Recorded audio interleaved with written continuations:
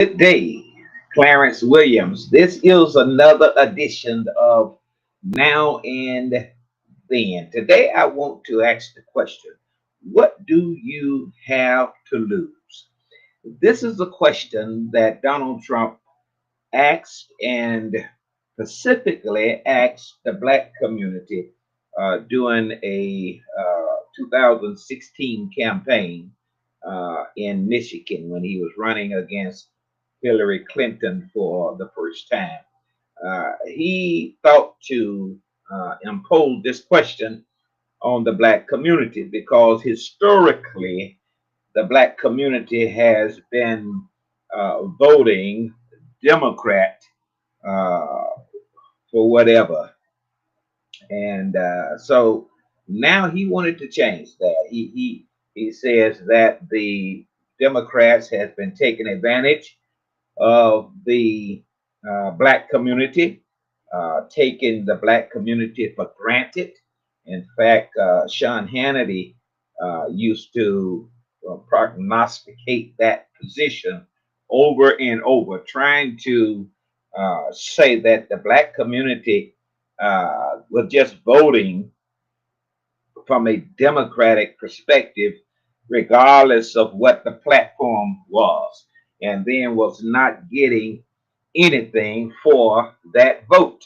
And he was really criticizing the black community because he said if you really wanted your vote to count, then maybe you should be more informed as to what the candidates are proposing to do for you if they receive your vote.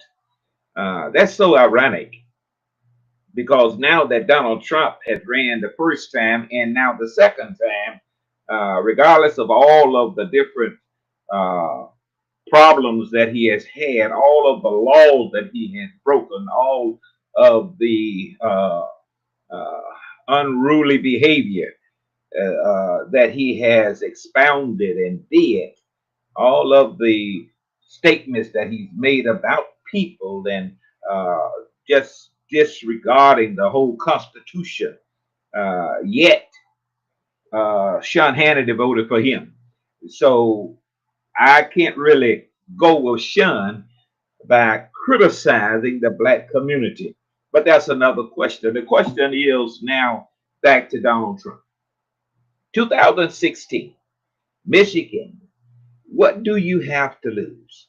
In other words, he is saying that to the black community, you have been losing, uh, even though you have been voting for Democrats for all of these centuries, all these years. So, what do you have to lose if you take a chance on voting for me? And he specifically says that you've been losing in your communities. Your schools are going down. Your unemployment is still high, and then also he said that you've been living in poverty.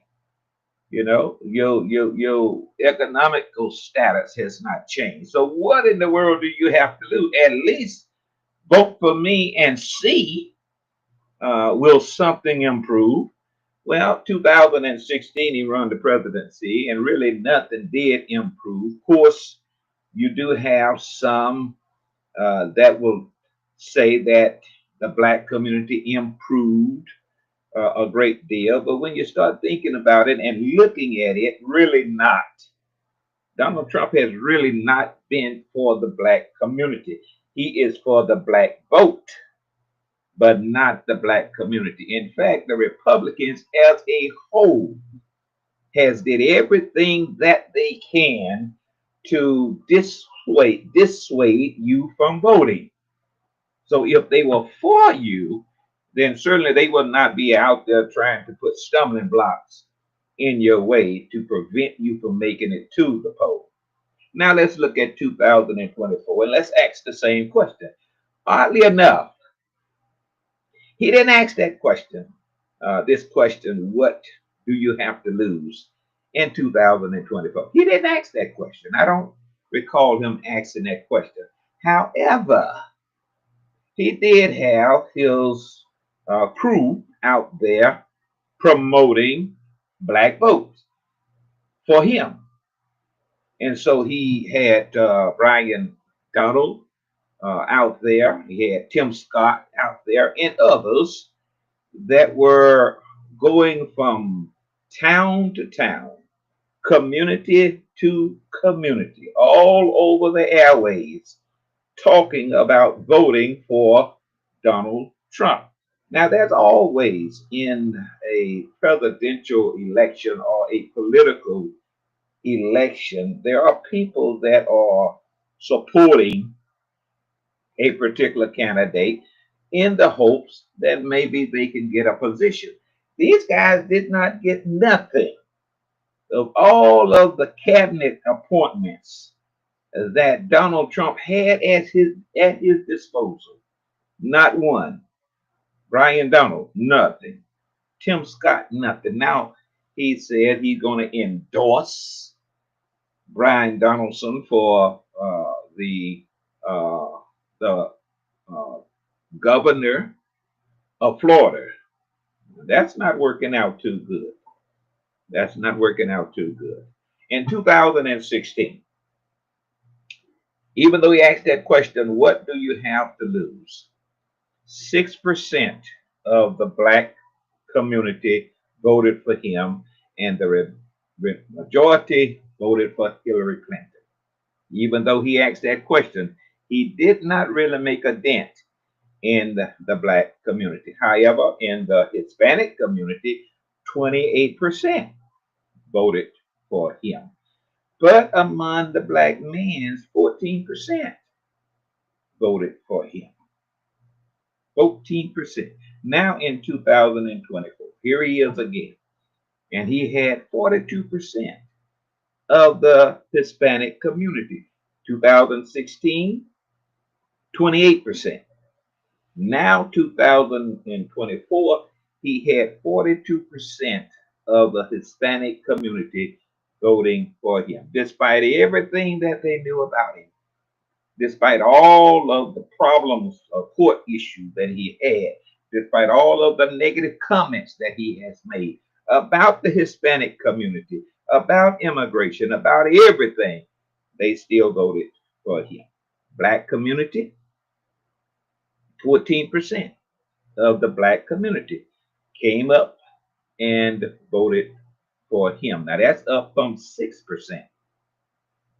From 6% to at least 14% of the black community voted for him. But Hispanic men, a whopping 50% of Hispanic men. But then the black men really kind of held the line.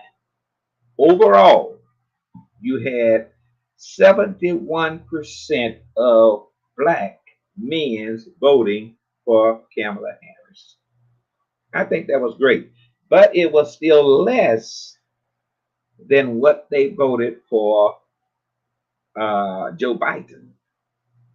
Less for Joe Biden, but more for Hillary Clinton. And so in 2016, they voted 82% for Joe Biden. But then in 2024, they only voted 71% for Kamala Harris. So the question then, let's compare. He said poverty in 2016. He said unemployment in 2016. He said broken educational system in 2016. But then in 2024, we have high unemployment. I'm asking the question now, what do you have to lose? And this, what do you have to lose, is not only now attributed to a question for black community, it is a question for America because it's relevant to your position, your family position in life. What do you have to lose? What did you have to lose by voting for Donald J. Trump? unemployment. You see that in his first 100 days. This is the day, 100 days. High unemployment. Health care. He has not even started talking about health care. But on the campaign trail, he said he's going to deal with that with Obamacare. Yeah. So it's coming. It's coming. This is just the first 100 days. Social Security benefits. They are now trying to get a tax cut for the rich, not for you. I mean, they tell you about no taxes on tips and no taxes on Social Security and no taxes on this and that. Don't believe that. Of course, some gonna believe it. They want a tax for the rich. They now said that anyone that has student loans, you're gonna have to start paying. Now, when Joe Biden said, if you vote for me, I'm going to bring down that and I'm going to make sure that you have some leeway on paying your student loan. And then there's going to be also some student loan that's going to be totally forgiven. And people said yes, voted for Joe Biden. Joe Biden put forth that effort to uh, executive order to eliminate student loan. The Republicans fought it all the way to the Supreme Court, and the Supreme Court said it was unconstitutional. Joe Biden went back and did another executive order that was in line with what the Supreme Court said, and now Donald Trump has vetoed that or has totally eliminated that. Now he says that starting this month or next month, tomorrow, you will start paying your student loan. So you're going to lose. Student loan has to do with your credit. If you can't pay it, your credit is going to get messed up. But during the time when Joe Biden was trying to get it done, so many people that was owing student loan, especially the minority community, was still complaining with him. He did not get it done. I voted for him and then he did not get it done. That's the same problem that Obama had with these same tight minded people that think the president and the president alone can do anything. It takes three branches of Congress. It takes the Senate and the House and the president to get anything done in Washington, D.C. President can do a lot of things, executive orders, but it can also be challenged to the Supreme Court. And if the Supreme Court says no, then the answer is no. By voting for Donald Trump, he padded the Supreme Court. So you really lost by not voting for Hillary Clinton in 2016. And so it was the Supreme Court that halted the student loan forgiveness. Joe Biden fought for it, but now you didn't vote for him because he didn't get it done. Well, you voted for Donald Trump, and Donald Trump says pay. No ifs, ands, and buts. Pay. Not one executive order to forgive nothing. In fact, he got rid of the executive order that Joe Biden had that was giving you some relief. When Obama was begging you to vote in the midterms for Democrats to keep the House and keep the Senate, and you could not see no way in the world that you were going to do that because you had voted to put him in office and it was up to him to do it. And he kept telling you If you don't vote midterm, you're going to tie my hands. And what did they do? They did not vote. Obama hands was tied. He was a lame duck from that point forward. Now you have Donald Trump that has the House and the Senate, and he's not even talking about student loan. He is talking about tax relief for the rich. So you're going to lose that. You're going to lose your investments in stock. That's what you have to lose because the stock market is going down, down, down. And so you're going to lose that. And then also you're going to lose your 401k, your retirement. You're going to lose that. You're going to lose the right to vote. They have been trying, Republicans have been trying for years to block or to restrict voting rights in the minority and black communities. Now they have the presidency, the House, and the Senate. What do you think they're going to start doing? They're going to restrict your right to vote. You're going to lose that. You're going to lose your representation in Washington, D.C. because they have the House, they have the Senate, and they have the presidency. Even though you are sending your representative to Washington, D.C. for the House and for the Senate, they can't get anything done because they are in the minority. So you're going to lose that. You're going to lose your jobs. With the tariffs coming and being imposed right now, it will be layoff time. In the first quarter, that's January, February, and March. That's the first quarter. The GDP went down by 0.3%. Now, 2 quarters of negative growth of GDP equals a recession. So now you're looking at April, May, and June. At the end of June, if GDP is down again, that will signal a recession. That simply means that if it's not hard on you right now, as far as your finances is concerned, it's coming. It is coming. And you just heard Mr. President say he's not changing gears.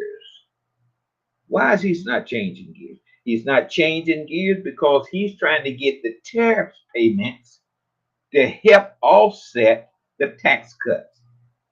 He's trying to get the student loan to start paying to offset the tax cut. He has to get more revenue coming in order to justify or pay for the tax cuts to the rich and famous.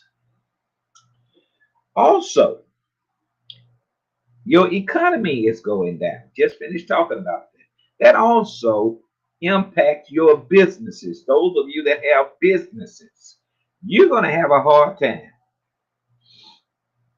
managing your business if big companies are having a hard time.